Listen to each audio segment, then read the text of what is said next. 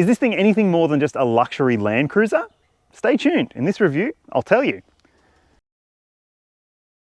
G'day, I'm Matt. This channel's called The Right Car, and this here is the Lexus LX. It is a dressed up version of the Toyota LandCruiser 300 series, although you wouldn't know it from the look, and you wouldn't know it from the interior, and you definitely wouldn't know it from the price.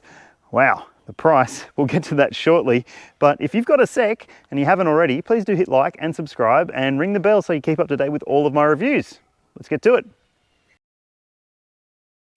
There are 7 different versions of the LX available in Australia. 4 of them are petrol and 3 of them are diesel. Now the entry-level versions are just called either 500D or 600, 600 being the petrol version. And let me just tell you that they have plenty of luxuries. They have 3 rows of seats and they're going to be all the Lexus LX you really need, in my opinion. If you step up from there though, you'll end up in something like this. This is the sports luxury version, which adds a bunch of nice features and a bit of bling with these 22-inch rims. And it does cost an extra $17,000 or thereabouts over the entry-level versions. Up from there is the F-Sport version. Now, that seems a bit silly, a sportier version of this car, but it does come with different suspension. It also gets a different look to it, so a blacked out finish on the outside and black 22-inch wheels as well. So it looks baller, but if you want to talk really silly, then there's the LX 600 Ultra Luxury. Now it's a 4-seater. 4 seats in a car of this size just seems a little bit ridiculous, but those rear seats are heated, they're cooled, they're massaging, and they get extra airbags in the back as well. So it might be really good if you're looking to chauffeur someone very important around. Anyway, I'll tell you about the interior of the sports luxury and some of the features that you get as standard across the range when we get to the interior section. But next, I'm going to tell you some of the best alternatives to this. One of the best alternatives to this car is the Toyota LandCruiser 300 series, which is the car that this is based on. It has a bunch of really good options available as well, and it starts at a lot lower price tag. So if you are budget conscious and you don't need all the bling that this thing comes with, then the 300 series could be a better option for you. However, the top spec version is almost 150,000 bucks, so maybe stepping up to a Lexus makes a bit more sense if you are willing to spend a little bit more. Another option I reckon you really should check out is the Land Rover Defender. Now it's available as a 90 short wheelbase 2-door, or a 110, which is the mid-range model, or a 130, which is the long wheelbase, really big one. So if you need 3 rows of seats and you need lots of space, buy the 130 would be my advice. But it's also got a bunch of different powertrain options available, and there's a bunch of different price points. So it starts at a lower price and finishes at a much higher price too. And if you don't need to go off-road or plan to go off-road, then maybe you should be looking at a BMW X7. Now, that 3-row SUV is very large, but also very much in charge, and it has a bunch of different options available. Yeah, it's seeming to make a lot more sense, and that's a mild hybrid version as well. There's no hybrid tech available at all in the LX, so it could be right for you. The LX is a pretty big SUV. It's more than 5.1 meters long. It's also really wide and really tall. And when you raise it up on its highest setting for the air suspension, it's really tall. So keep that in mind. And it's also something you want to keep in mind if you have people who are maybe, let's say, mobility challenged, or maybe they're just really short, because it's quite a step up into the back of this car or into the front. Yes, you do get a side step and you do get a handle as well, but look, it's still a body on frame SUV, so it does have some challenges when it comes to the usability of the space and the usefulness of the space. I'm going to show you the second row in a second, but there's a bit to talk about when it comes to the boot, and this one doesn't have a third row. Electric tailgate, as you would expect. It's a pretty big tailgate though, so just be aware of that when you are parking in a car park or something like that. Now, this version, as I mentioned, is a 5-seater. There's a bunch of 5-seaters and a 4-seater, as I've said, but this is a car that's been designed for 3 rows of seats. So Surprisingly, or unsurprisingly, you get a massive boot when you don't have third row seating in this LX. As you'll see on screen now, it's easy enough to fit a pram and still have heaps of space. So if you have a big family, or maybe you have a growing family, then you're going to use this boot really nicely because it's massive. There's heaps of room. Under the floor of the car, you will find that there is a full-size spare wheel, a 22-inch alloy underneath there. So that's massive. There's also in the back a power point, so you can actually plug in like a device or maybe a power tool if you need to. And it's also got electric folding for the second row seats. But yeah, it's a huge boot. When I first sat in here, I thought to myself, it's kind of like business class on a plane because you get your own little space. There's this massive divider between, so you've got two different suites, I guess you could say. But this massive divider does have a lot going on here. You've got obviously a pair of cup holders, a wireless phone charger, your transmission selector, so there's a fair bit of transmission stuff underneath there as well. Little storage area, you got your buttons for your heating and cooling for your seats, heated steering wheel button as well, and behind all of this is this opening, so you can open it that way or you can open it the other way, and in there is a cool box so you can keep your chockies and lollies and drinks cool on the road trip. So that's nice to know, but it does divide the cabin quite a bit. It is finished with this really nice wood veneer. It's a Japanese artisan wood veneer and it looks really nice. Lexus has a real penchant for that sort of thing when it comes to interior finishes. For the other interior finishes, look, I'm not really sure that the red finish is going to be for everyone. I think that it does add something compared to the black that just seems to be everywhere else. Black headlining, which I don't love. You got a lot of black on the dashboard as well. It's sort of split up by some stitching on the dash too, and by this big screen. Now, this screen itself, 12.3-inch touchscreen media system, standard across all models, and it does come with, well, some elements to it that I don't love. Namely the fact that you have menus upon menus upon menus, but I've just mainly been using Apple CarPlay and Android Auto while I've been driving this car, just Apple CarPlay for me, but you do have Android Auto available. There's also SatNav as standard across the range as well if you want to use that instead, but I've been using my maps on my phone, and the stereo system is a 25 speaker Mark Levinson system, and it's fantastic. It's really, really good sound quality in this car. Feels like you're in a concert hall if you turn it up really loud. Now, below there's another screen as well. That's where you'll see a bunch of different things, in fact. So you've got your fan speed controller, your air conditioning controls will show up there as well if you change the temperature or something like that. Thankfully, you do have buttons down below so you can adjust those things. And also, a lot of the off-road stuff and drive mode stuff will show up there. So at the moment, I'm in comfort drive mode, but if I twist this knob here, that'll adjust it, and you'll see that it comes up differently on the screen here. It says which drive mode you're in, but it also changes on the screen in front of the driver as well. That screen is a little bit lower res than the main screen, obviously, but it does have a bunch of information that you would expect to find there, including a digital speedo. And you've also got some of the old manual style gauges on the side. So you've got your oil temp, your engine temp, you've got battery voltage, and your fuel gauge.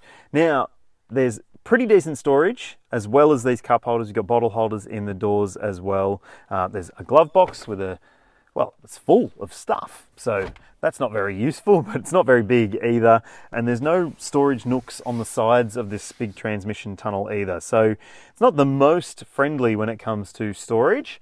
Let's check out the back seat and see if it is. The second row of this car is pretty spacious, but these screens do eat into the back seat space a little bit. They're standard on the sports luxury grade. And look, I do find that they're a bit imposing. I sort of feel like I'm sitting back from it a little bit. My daughter also, I had her child seat in this side of the car, and yeah, she's 2 and her feet could touch the bottom of the screen, so I had to keep telling her not to kick the screen. So that might be something that if you have younger kids, you need to keep in mind. Look, it does have HDMI connection and you can do smartphone mirroring to there, but you can't watch YouTube or anything on it. So you might want to plug in your HDMI and play Nintendo Switch or something like that. Now, when it comes to kids, obviously, this is a big second row for the most part. You've got ISOFIX points in the window seats and 3 top tethers as well. I will say though that as big as this car is, the second row isn't as practical as it should be, because you can't slide these seats at all. You just basically set in this position, and that means that, you know, if you're really tall, say 6'3", 6'4", you might find that you don't have enough room in this second row to be comfortable, which is surprising for a car of this size. You should have enough room. Now, let's talk about some of the amenities and stuff in here. It is plush, apart from the screens. You've got these overhead vents. You've also got some vents down here as well. There's climate control in this second row too, so you can adjust the different zones as well. There's heated and cooled outboard seats, and you also get these handy shades. It is very, very premium feeling to a degree, but it isn't as spacious as you might expect it should be. So, the 500D has a 3.3 litre twin-turbo diesel engine. It's a 6-cylinder, and it's familiar from the LandCruiser 300 series range. And it has a 10-speed automatic, permanent all-wheel drive and low range, and a bunch of off-road elements to the, I guess, technology that's available to you as well. And then there's this version here, which is the LX 600, which is a 3.5 litre twin turbocharged petrol engine. It's got heaps of power and torque, again with a 10-speed auto, permanent all-wheel drive, low range, off-road stuff. And both versions can do the maximum braked 3.5 tonne towing. Now, I reckon that these cars will be better suited to towing than off-roading because, well, who would want to take a $180,000 SUV off-road? But also because they do it easy. I've towed with one of these before, and they do tow quite well. The LX can't hide the fact that it is a ladder chassis, body on frame style SUV. So it doesn't have the same sort of ride or comfort or control or compliance that you might expect that a vehicle at this kind of price point would have. So if you are very conscious of ride comfort, maybe you shouldn't be buying an LX, and maybe you definitely shouldn't be buying one with the 22-inch wheels, because I've driven the entry-level version with the 20s and it is a better ride. So if ride matters to you, then I would say an entry-level version is going to be a better choice for you. I guess the reason I'm disappointed with the ride is because it's never really as settled as it could be. It sort of feels like the body of the car is always moving. Even on smooth surfaces, it tends to be just not as settled as it could be. And if you hit a bump, then, well, it can be very clumsy feeling, because especially when you've got the 22-inch wheels, the suspension just doesn't really keep up with what's happening in terms of the wheel travel, and it can be, yeah, a little bit clumsy feeling, a little bit clunky, but if you're okay with that, then good for you. So other ways that it doesn't feel quite so much like a rugged, serious four-wheel drive is the steering. It's relatively good. It's pretty nice in terms of the way that it responds to inputs. It's direct enough, and it's also, well, good enough in terms of parkability, because yeah, it's pretty big and it's not the easiest to see out of, especially if you've got people in the back row. But there is a trick. You've got a digital camera mirror as well, so you can flick that switch up there on the mirror, and instead of seeing people's heads, you see a view, a live stream to the screen there instead. The revelation for this car though is the petrol engine. Yeah, you can't get the petrol in the LandCruiser 300 series, and it's a nice point of difference for the Lexus LX because it's a really, really nice engine. It's got heaps of power and torque, and it's easily up for the task when it comes to a full load as well.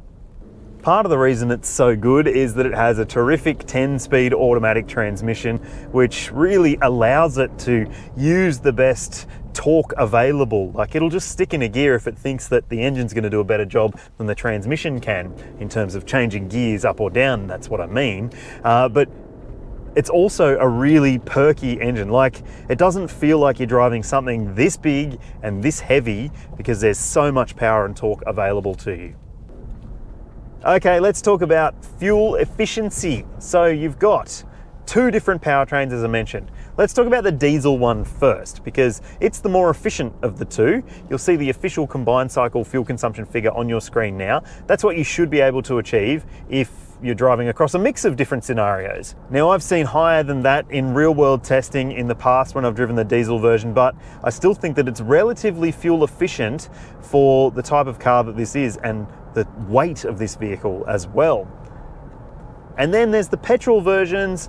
Yeah, petrol is never going to make a lot of sense in a vehicle of this size with this much weight, but it is relatively efficient, at least on paper. You'll see the official combined cycle figure, 12.1 litres per 100 Ks for the petrol models. And I'm saying relatively efficient because relatively is the important word in that sentence. It's not super efficient, but you weren't expecting it to be, right? And if you're wondering what I've seen across a week of mixed driving, well, the figure is on your screen now. So not much higher than the claim, but I didn't do a whole lot of, well, demanding driving. I was doing a lot of highway and open road driving in this car, and that's one of the things that it does well. It's very, very relaxed at higher speeds, apart from the suspension. The LandCruiser 300 series that this car is based upon managed a 5-star ANCAP safety rating in 2021, but this car, the LX, has not been crash tested, so there is no safety rating available for it. However, it does come with a bunch of standard safety technology and equipment that you would expect of a car at this price point, including autonomous emergency braking with pedestrian, cyclist and junction detection. There's lane keeping assistance, adaptive cruise control. There's a surround view camera as standard. There's also blind spot monitoring and rear cross traffic alert, front and rear parking sensors with an auto braking system as well for low speed obstacle detection and prevention of crashes. And it's also got a bunch of airbags fitted as well. There are 10 airbags in this car, unless you choose the ultra luxury version, which gets an extra 2 in the back. But just know that if you do choose a 3-row version of this vehicle, that the airbags do go all the way to the back row. Lexus offers a 5-year unlimited kilometre warranty in Australia, which is on par with the best in the luxury segment when it comes to warranty cover. And if you're wondering about servicing, okay, there's some things you need to know. Both the petrol and diesel versions of this car require servicing every 6 months or 10,000 kilometres, which is more regular than most other cars on the market. Most vehicles have 12-month, 15,000 K intervals, and they are expensive when it comes to the services as well. The cap price plan only lasts 3 years or 60,000 Ks, and yeah, the prices are $495 per service. So it's $1,000 a year just to keep this thing on the road. However, you do get access to Lexus's Encore Ownership Benefits program. Lexus has a really good reputation in Australia for ownership, and that program allows you to have someone come and collect your car and leave a car for you while your car is taken away to be serviced if that's what you want. You can also get access to a bunch of different loan cars if you need something different for whatever reason. There's also roadside assist included as part of that plan, and it's 3 years. Maybe it's just me, but I really don't get why you would choose a Lexus LX over one of the other vehicles in this segment.